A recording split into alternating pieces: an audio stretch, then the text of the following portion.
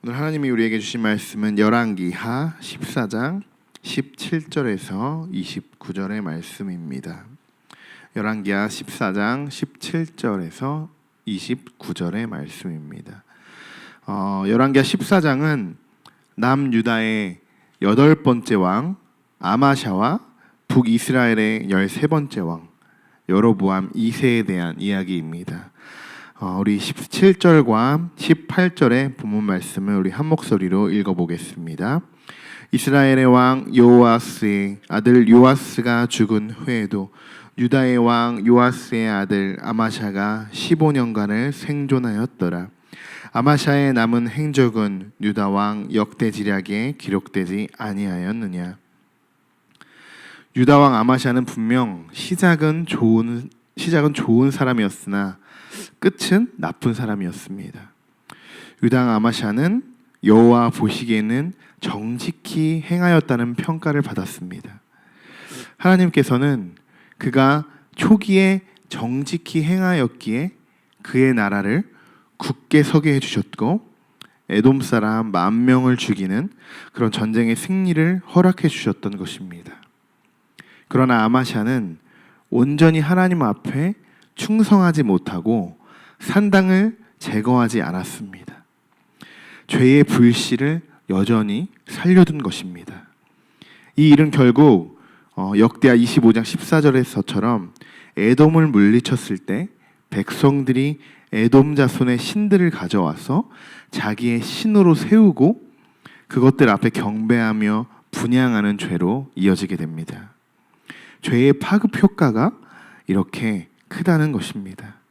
썩어있는 과일 옆에 다른 과일을 두게 되면 쉽게 썩어서 상하듯 죄는 이렇게 전염력이 강하다는 것입니다.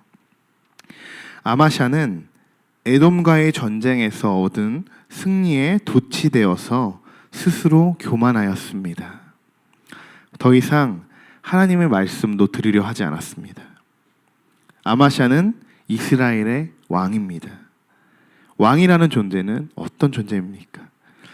왕은 모든 것을 다스리고 모든 것을 통치할 수 있는 최고의 통치자입니다.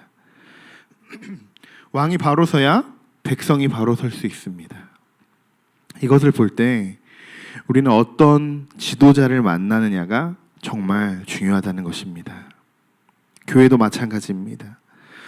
지금 유럽의 많은 교회가 술집으로 바뀌고 수많은 건물들이 이단들에 의해서 팔아 넘겨지고 한국 교회는 더 이상 부흥이 되지 않고 정체되어 있다고 많은 사람들이 이야기합니다.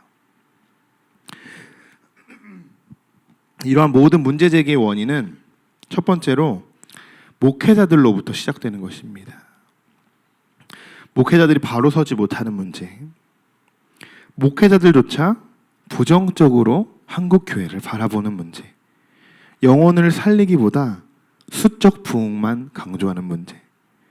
성도들을 올바른 신앙관으로 양육하고 이끌어가지 못하는 이러한 여러 가지의 문제들. 목회자와 마찬가지로 두 번째는 성도들로부터 시작된다는 것입니다.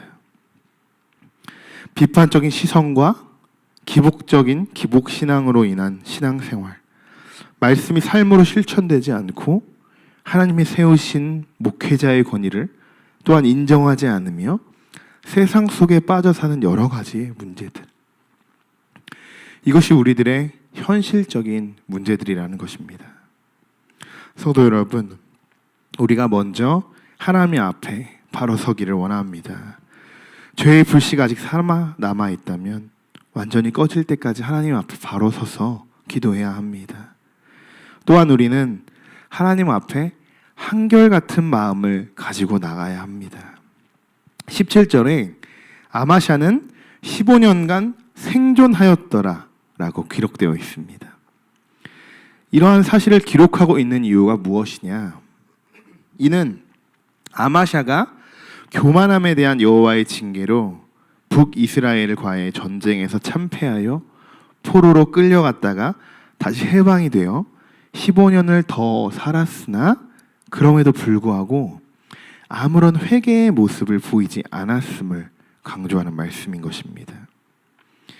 만약 우리가 죽음을 앞두고 있는데 15년의 그런 생을 연장받는다면 여러분은 어떠한 삶을 살아가시겠습니까?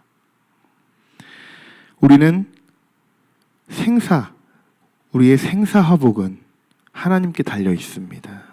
우리가 오늘 당장 하나님 곁으로 가게 될지, 몇십 년 후에 하나님 앞에 가게 될지는 아무도 알지 못합니다. 우리가 지금 이렇게 건강해도 하나님이 툭 치시면 우리는 그냥 쓰러지고 마는 그런 연약한 존재들입니다. 이러한 사실들을 우리는 인지하고 살아가야 하고, 그래서 더욱더 하나님을 의지하며 살아가야 하는 것입니다. 제가 오늘 이 말씀을 준비하면서 하나님이 주시는 마음이 있어서 같이 나누려고 하는데요. 어제도 그런 일이 있었는데 지난주에 조금 마음 아픈 일이 있었습니다. 그 이야기를 잠깐 해보려고 하는데, 저번 주 화요일에 제가 교회에서 이렇게 여러 가지 업무와 행정을 하고 있는 중에 저희 사모한테 전화가 왔었습니다.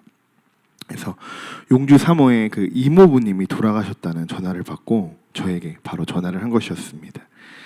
저는 그 이모부님이 돌아가셨다기에 그 사당에 살고 계신 그 이모부 맞냐고 이렇게 다시 되질문을 하게 되었습니다. 왜냐하면 분명히 2달 전만 해도 건강하게 배웠던 분인데 갑자기 돌아가셨다는 소식을 전해 들으니 저는 당황스러웠습니다. 용주 사모의 이모님은 사당에서 작은 개척교회를 하시는 목사님이시고, 이모부님은 사부셨습니다. 아무래도 개척교회이고 또 재정적으로 어렵다 보니까 그 이모부님이 조금이나마 재정에 보탬이 되기 위해서 일을 하시게 되었고, 일을 하시던 중에 사고사로 갑자기 하늘나라로 가시게 된 것입니다. 저는 이번 일을 겪으면서 정말 하나님의 계획은 아무도 알 수 없구나, 하나님의 때는 어느 누구도 확신할 수 없구나 라는 것을 깨달았습니다. 사랑하는 성도 여러분, 하루하루의 삶을 감사함으로 살아가시길 축복합니다. 지금 이 순간들이 우리에게 얼마나 감사한 시간들이고, 때론 불평불만하며 살았던 그 시간들이 얼마나 부끄럽고 교만했던 생각들이었는지 다시 한번 되돌아보았으면 좋겠습니다. 사람은 얼마나 사느냐가 중요한 것이 아니라 어떻게 사느냐가 중요한 것입니다. 아마샤는 북이스라엘의 왕 요아스가 죽은 후에도 15년간 생존하였습니다. 그런데 그의 마지막 삶은 비참하기 짝이 없습니다. 아마샤는 15년을 더 살았으나 하나님을 바라보지 않았고 그저 무의미한 시간만 허비하면서 세월을 보냈습니다. 성도 여러분, 오늘 하루도 시작하면서 매 순간을 감사하는 마음으로 살았으면 좋겠습니다. 그러면서 하나님의 뜻을 구하고 실천해보는 하루가 되었으면 좋겠습니다. 우리 23절과 29절의 말씀 조금 길지만 한 목소리로 우리 같이 읽어보겠습니다. 유다왕 요아스의 아들 아마샤 제15년에 이스라엘의 왕 요아스의 아들 여로보암이 사마리아에서 왕이 되어 41년간 다스렸으며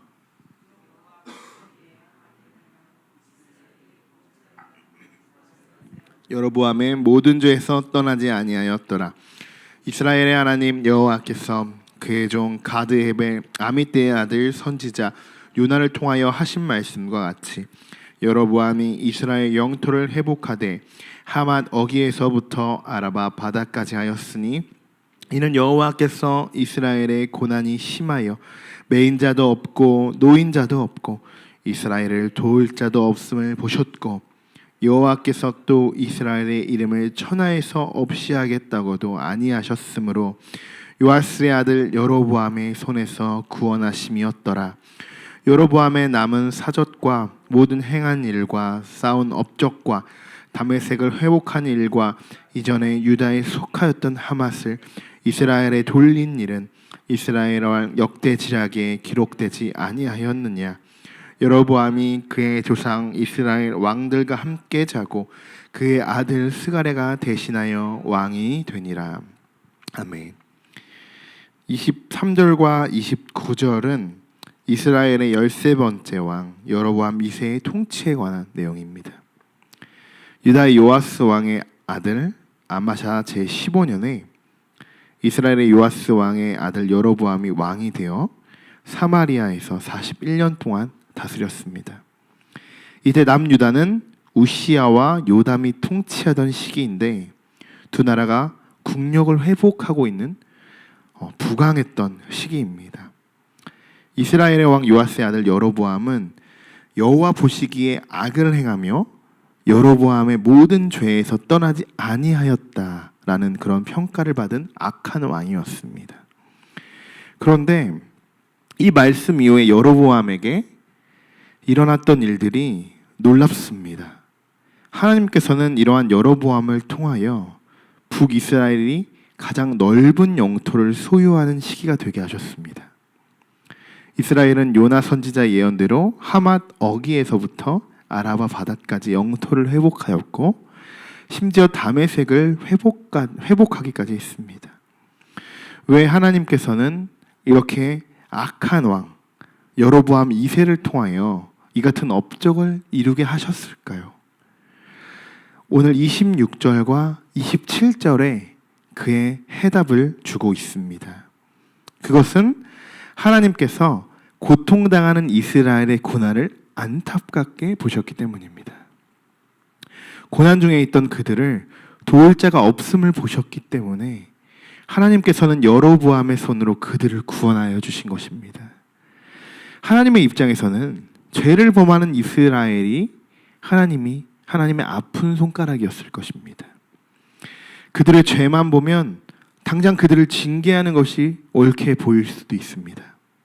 그러나 죄는 심판하시는 공의의 하나님이시지만 하나님은 사랑이시기에 이스라엘 백성들의 고통을 두고 보실 수 없었던 것입니다. 그래서 하나님께서는 비록 악한 왕이었지만 그 여로보암의 손으로 그들을 구원하셨던 것입니다. 성도 여러분, 이것이 하나님의 방법인 것입니다. 여로보암은 비록 악을 행하였지만 하나님은 그 뒤에 있는 이스라엘의 백성들을 보신 것입니다. 여러분들도 지금 어떤 고통 속에서 괴로워하고 힘들어하십니까? 하나님은 우리들을 너무 사랑하시기에 예수 그리스도를 이 땅에 보내셨고 우리를 대신하여 십자가에 달려 돌아가셨습니다. 이것이 기독교의 참된 진리입니다. 그러므로 우리는 예수 그리스도를 믿음으로 구원에 이르게 되고 하나님께 나아갈 수 있는 것입니다. 고통은 누구에게나 찾아옵니다. 이제 한동안은 저 이모님과 그 두 아들은 슬픔 속에서 살아갈 것입니다. 하지만 하나님이 그들의 마음을 어루만져 주실 것이고 먼저 천국에 가신 이모부님도 하나님 곁에서 그의 가족들을 위로해 주실 것입니다. 오늘의 말씀을 정리하겠습니다. 하나님은 고통 속에 갇힌 자들은 건져내 주시는 분이십니다. 우리는 하루하루 늘 행복하게만 살 수 없는 것입니다. 고통도 겪어봐야 하고 아픔도 겪어봐야 하고 절망 속에 빠져보기도 해야 합니다. 하지만 그런 위기의 순간 속에서도 하나님을 잊지 않고 간절히 붙들고 간다면 하나님은 우리를 죄악 속에서 건져내 주실 것이고 평안한 길로 인도해 주실 것을 믿습니다.